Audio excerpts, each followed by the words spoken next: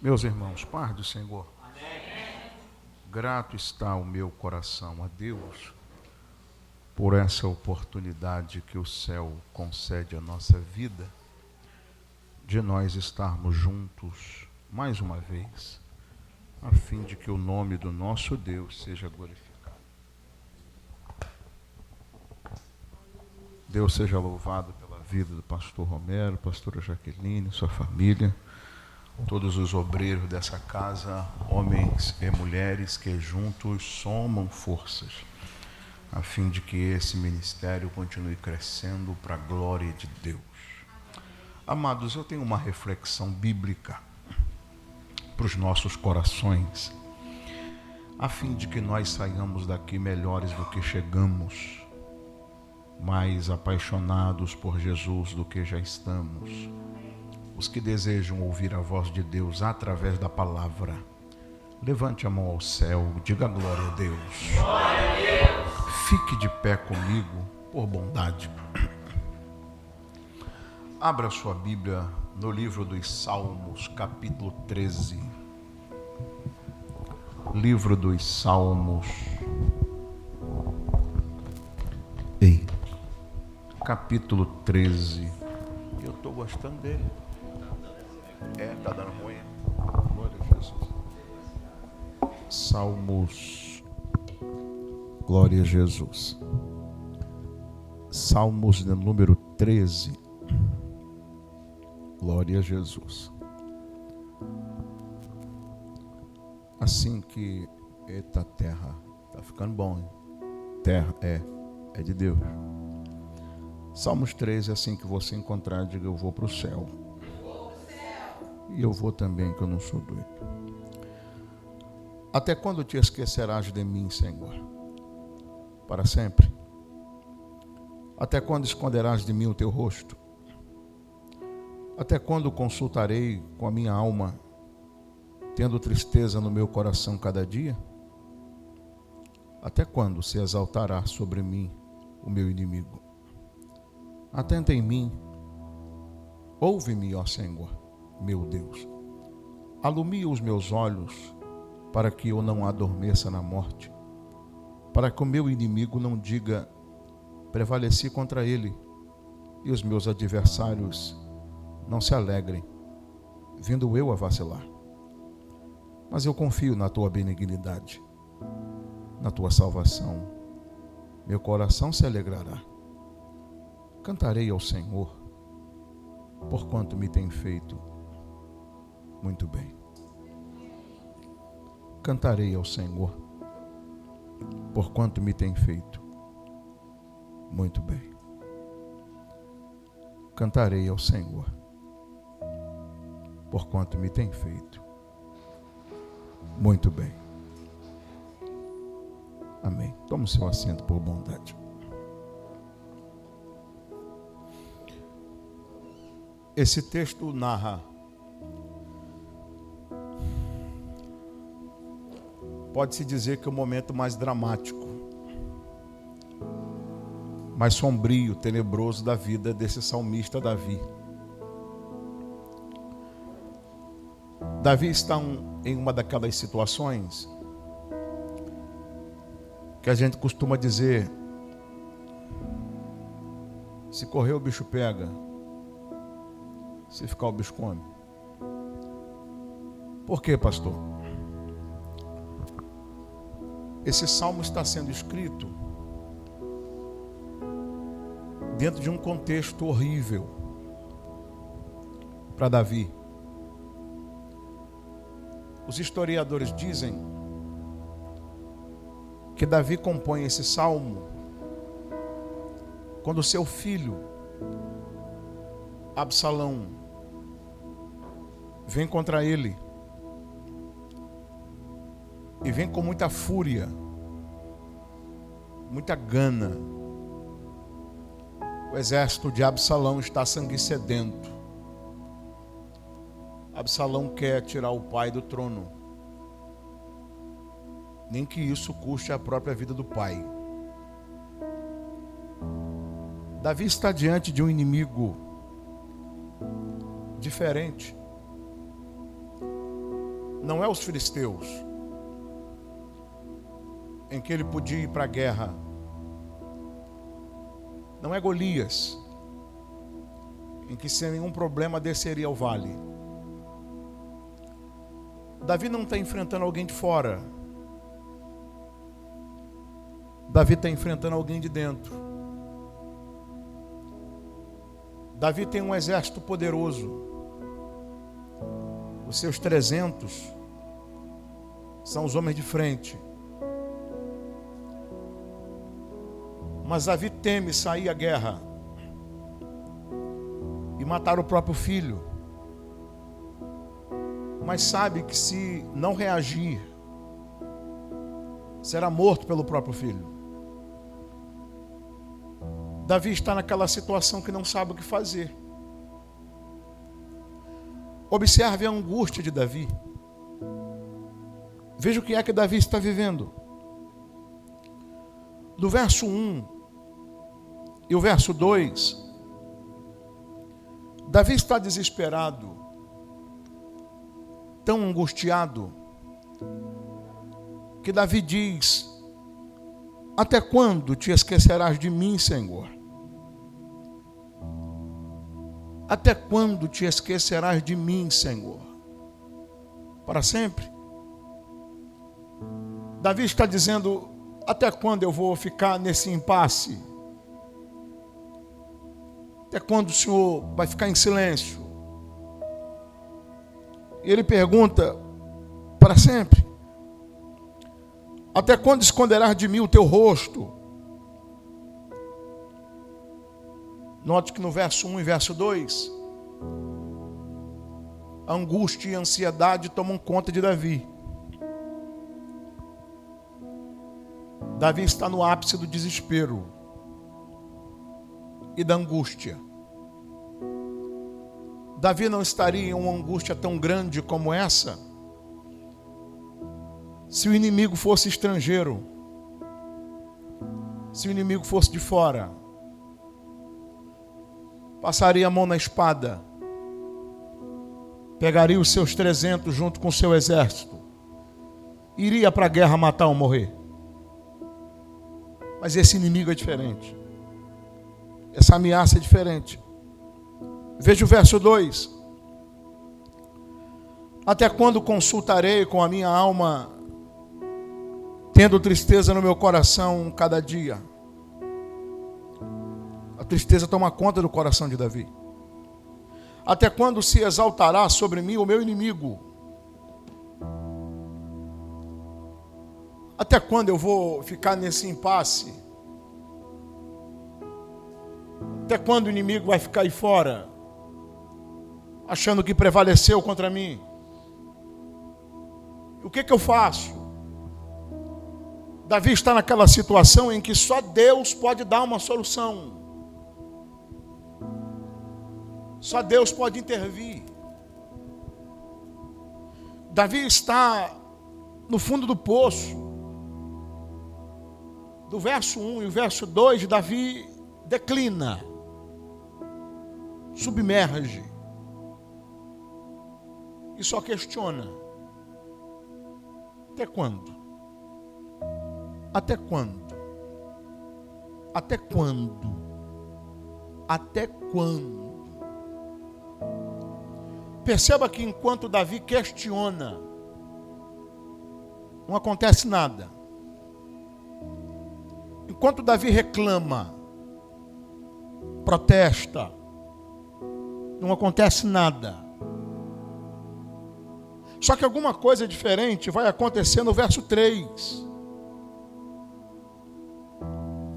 Observe isso aqui. Verso 1 e verso 2, angústia, reclamação, dor e sofrimento, desespero, ansiedade, medo da morte, ou medo de ver o filho morrer. Davi está assombrado. Davi não sabe o que fazer. Às vezes nós vivemos momentos como esse. Ora, de um lado, dá ruim. Olha do outro, dá ruim. Olha para baixo, tá ruim. Olha para cima, dá ruim também. Diz que fazer o quê? Davi depende de Deus. Talvez hoje a sua vida esteja assim, precisando de um socorro imediato,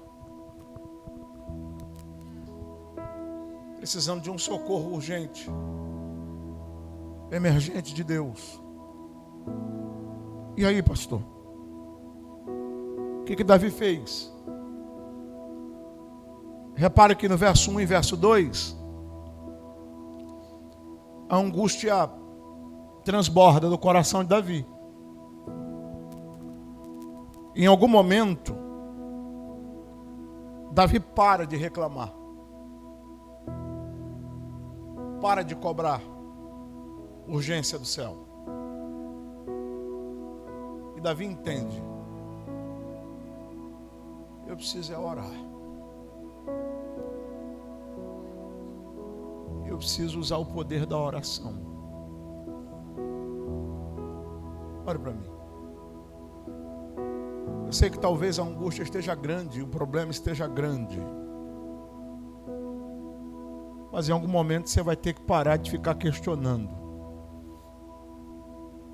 Em algum momento esse desespero vai ter que passar. Em algum momento essa adrenalina vai ter que baixar. E ao invés de ficar lambendo as feridas, lamentando por aquilo que não deu certo, lamentando por quem não te ajudou, lamentando por fulano que podia ter estendido a mão e não estendeu, em algum momento isso vai ter que passar. E você vai ter que começar a focar na solução. E Davi entende que a solução está em orar, está em buscar a Deus. Olha o verso 3. A mente de Davi começa a mudar. E ele diz: atenta em mim. Ouve-me, ó Senhor. Atenta em mim. Ouve-me, ó Senhor meu Deus. Mudou. Atenta em mim. Ouve-me, ó Senhor meu Deus. Alumia os meus olhos para que eu não adormeça na morte. Socorre. Me ajuda. Agora Davi está orando. Agora Davi está. Escute isso. Davi tem um fato. O fato é terrível. Davi tem pensamentos sobre o fato. E os pensamentos são negativos. E os pensamentos negativos são pensamentos de minha vida acabou. Deus me virou as costas porque Deus não me responde.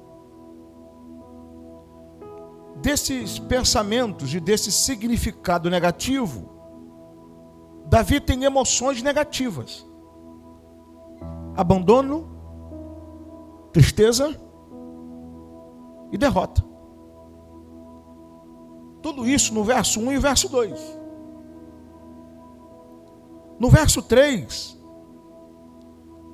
Davi para e entende. O desespero tem que passar.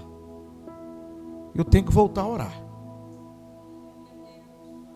E Davi dá um novo significado.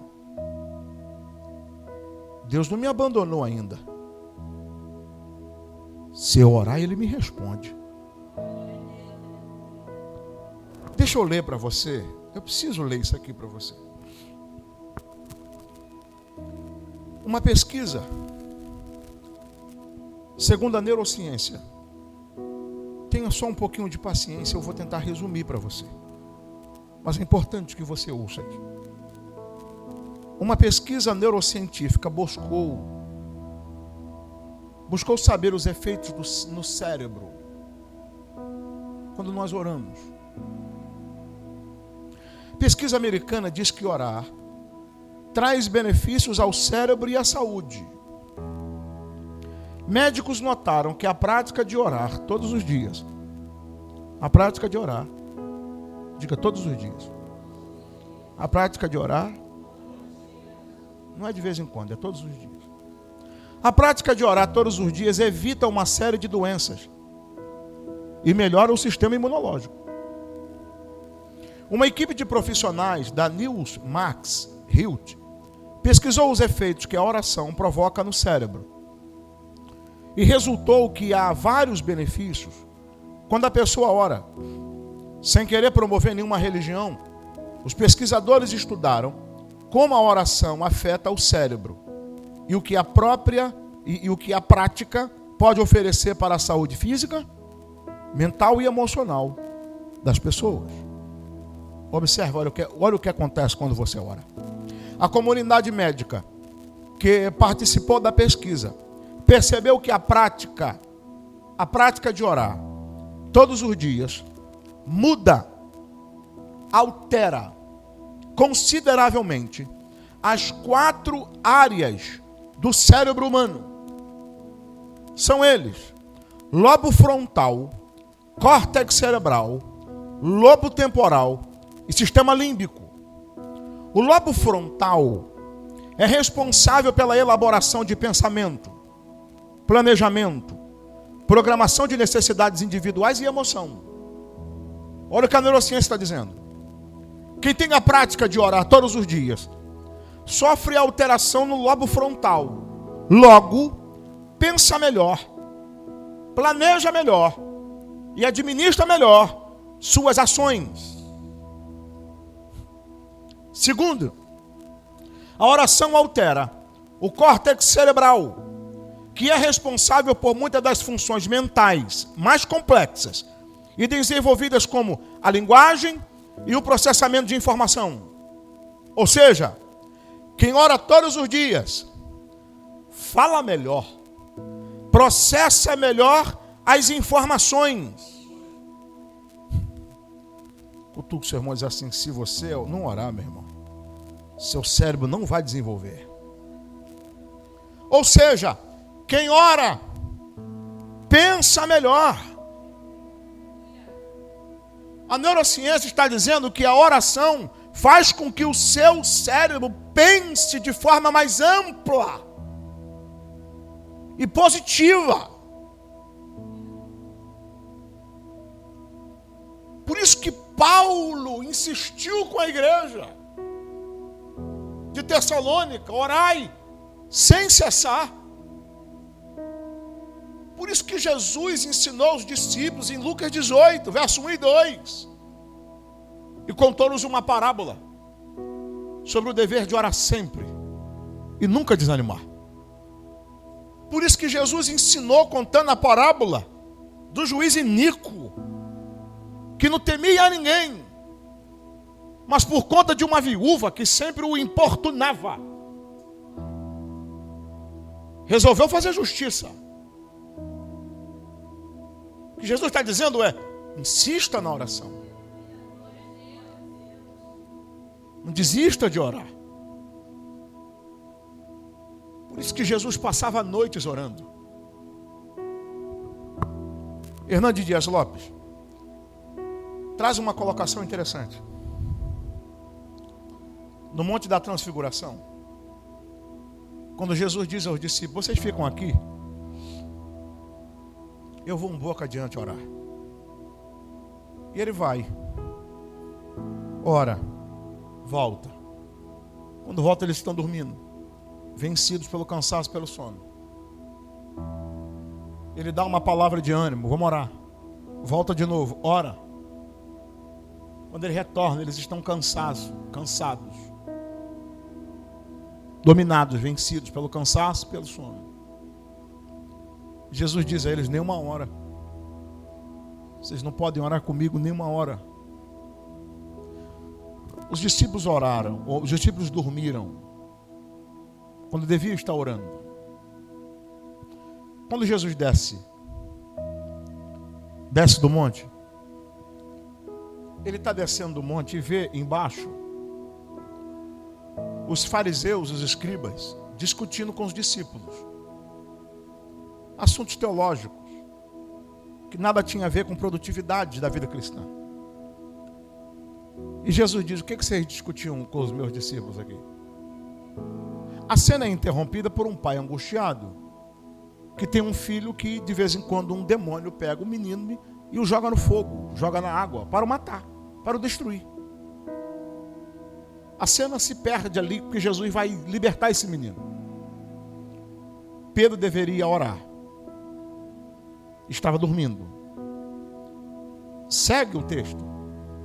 Quando Jesus é traído por Judas, na noite em que Jesus é capturado, preso, Pedro, que deveria estar orando, mas estava dormindo, saca da espada. A ideia era cortar a cabeça do soldado, mas Pedro era bom de pesca e ruim de espada. Mirou o pescoço, acertou a orelha. Jesus disse: calma, Pedro, não é assim que nós vamos resolver esse negócio. Se eu quisesse pedir ao Pai agora uma legião de anjos, ele mandaria resolver essa parada. Mas a conversa não é essa aqui. O propósito é maior. Pastor, não entendi. Hernando Dias Lopes pontua esse texto e diz o seguinte: Pedro estava dormindo quando deveria orar. E quando chegou a hora de tomar uma atitude, tentou vencer na espada aquilo que não conseguiu vencer na oração. Quem não ora, ao invés de vencer os seus problemas no joelho, vai tentar vencer na espada. Olhe para o seu irmão e diga para ele: se você dobrar os joelhos e aprender a vencer de joelho, você não vai precisar da espada para vencer os seus problemas.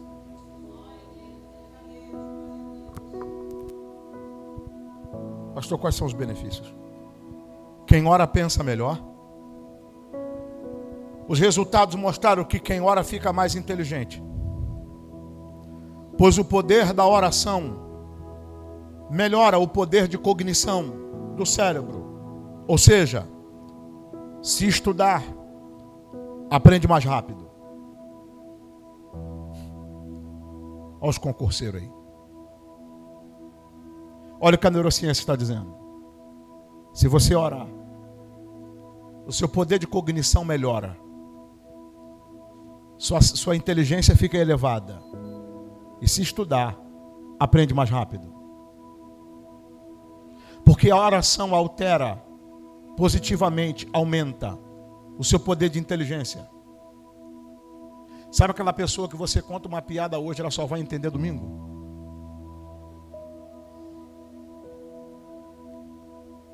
O que é isso, pastor? Falta de oração.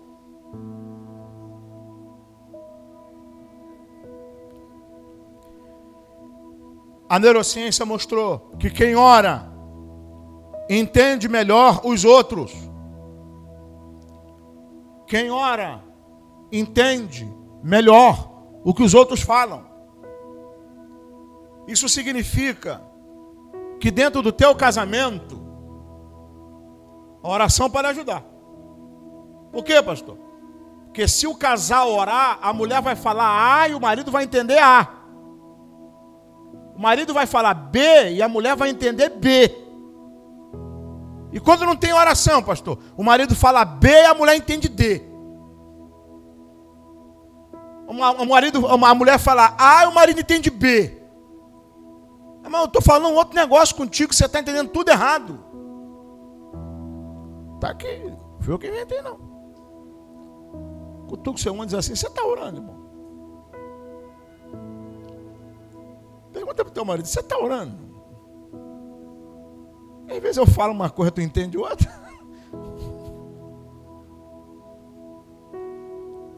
Pastor, o que a oração altera mais? O lobo temporal, que contém centros auditivos responsáveis pela interpretação e associação de informações auditivas, compreensão da linguagem.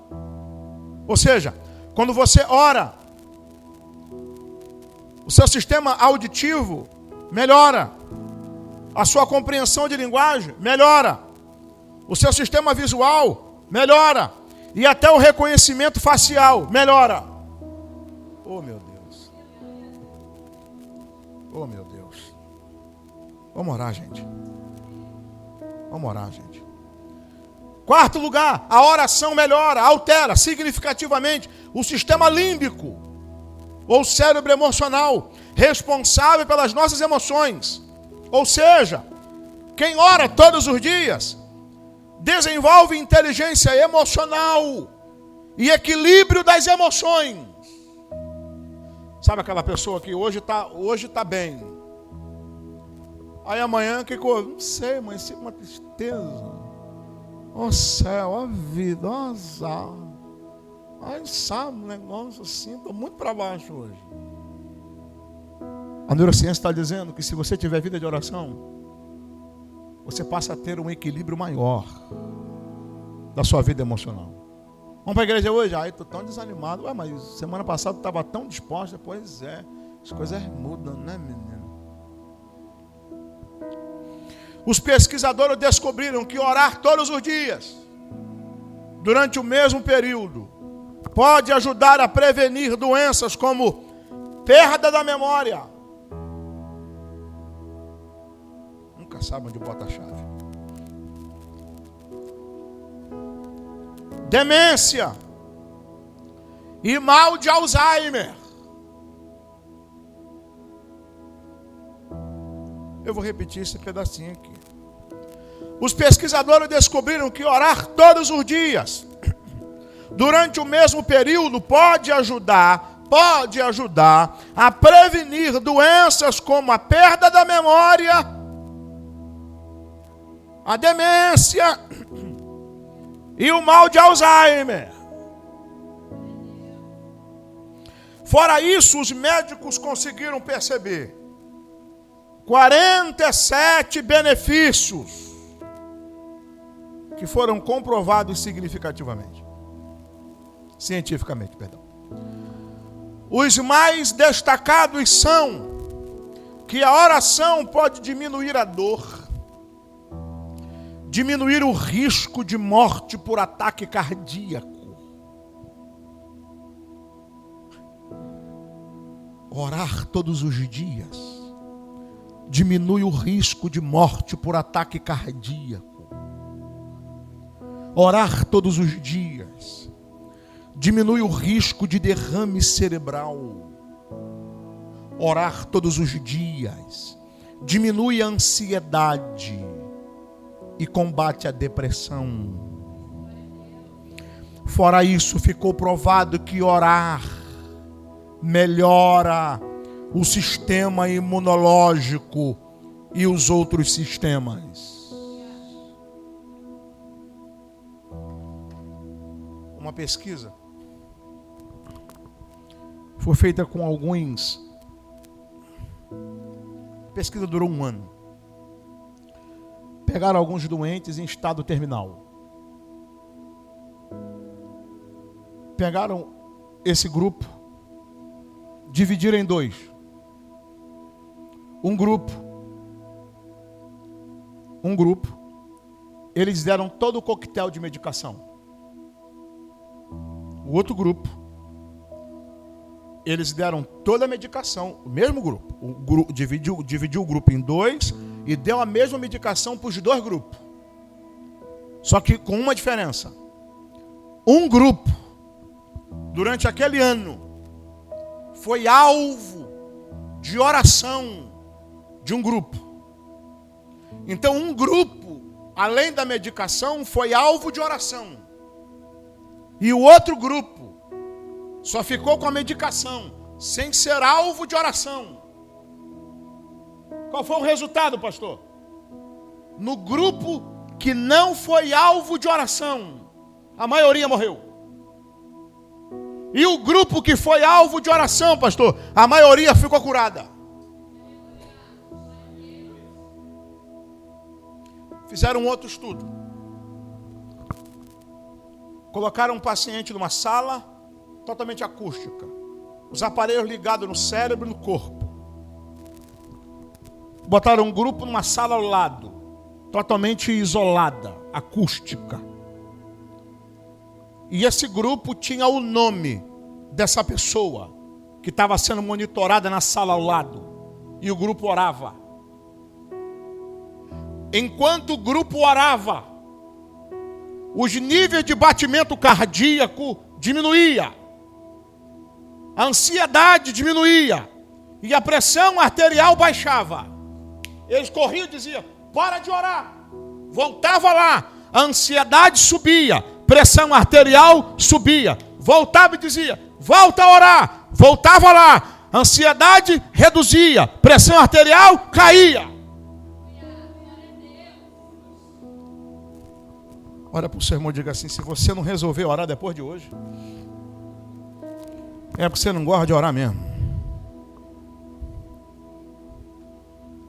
Diga para o seu irmão: oração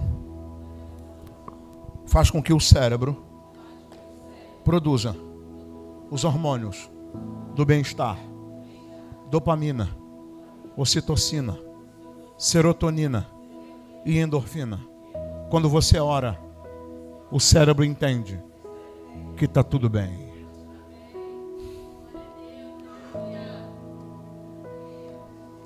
Pastor, volta para o Davi. Como é que está o Davi agora? Volta para o verso 13, eu já estou terminando. Atenta em mim, ó. Atenta em mim. Ouve-me, ó Senhor meu Deus. Davi está orando. Alumia os meus olhos, para que eu não adormeça na morte. Verso 4. Davi está orando. Para que o meu inimigo não diga: prevaleci contra ele, e os meus adversários se não alegrem, vindo eu a vacilar. Olha o resultado agora, verso 5. Verso 1 e 2. Davi está: até quando? Até quando? Até quando? E até quando? Verso 3 e 4. Davi ora.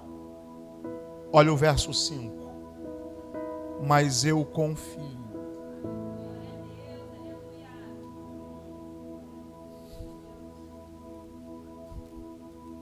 Não entendi, pastor. Verso 1 e verso 2, sem oração. Até quando? Até quando? Até quando? Até quando? Versos 3 e 4, orando. Resultado, verso 5, ele começa: Mas eu.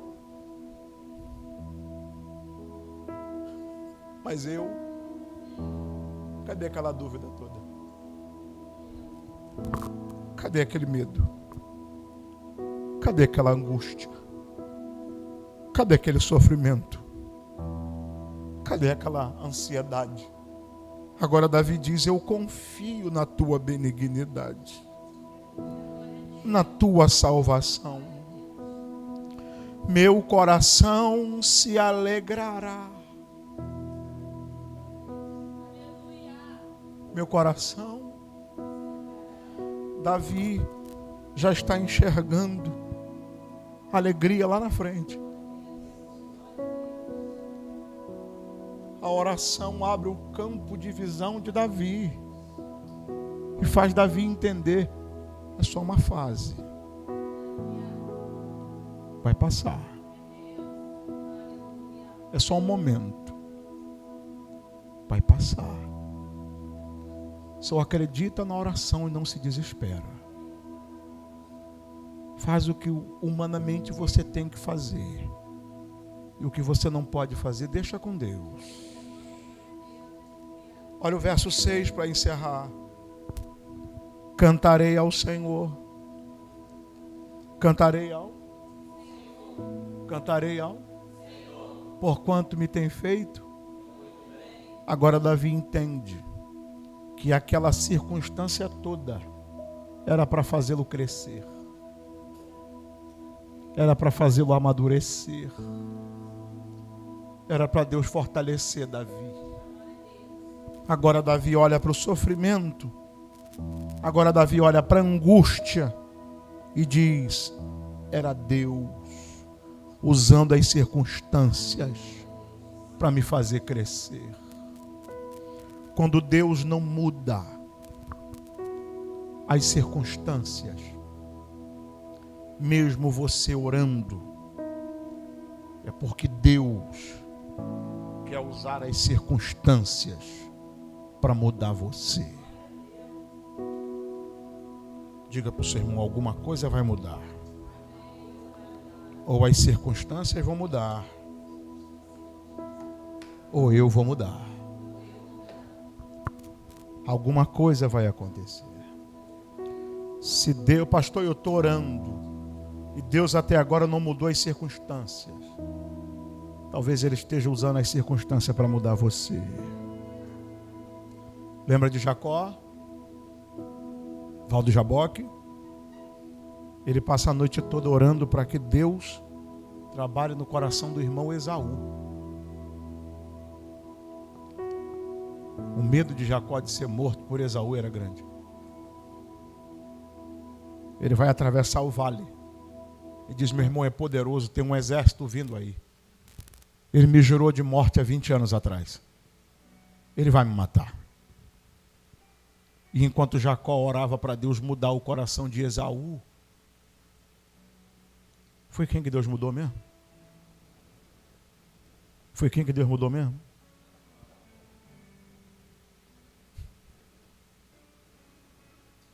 Deus olha para Jacó e diz assim: não, não é ele que eu quero mudar hoje.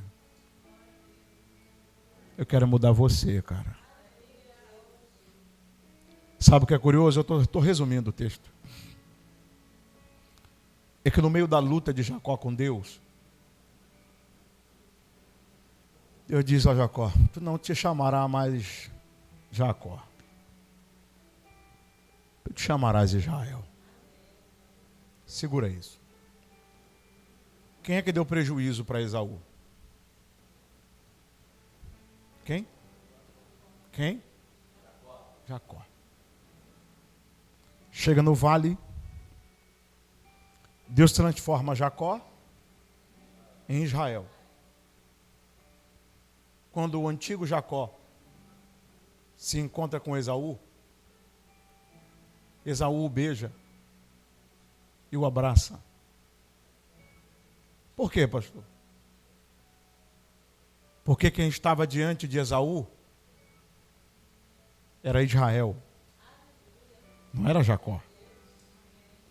Era como se Esaú estivesse dizendo: eu tinha raiva, era do Jacó, mas de você, Israel, não tenho nenhum problema contigo.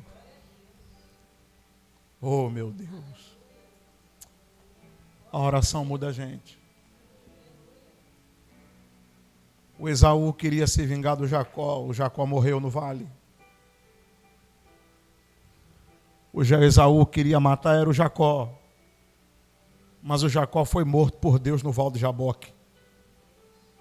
E Deus diz: tu chegou Jacó, mas vai sair Israel. Porque estão querendo matar o Jacó lá fora. E eu preciso matar o Jacó primeiro. Oh, glória. Fica de pé comigo, amado. Vamos orar.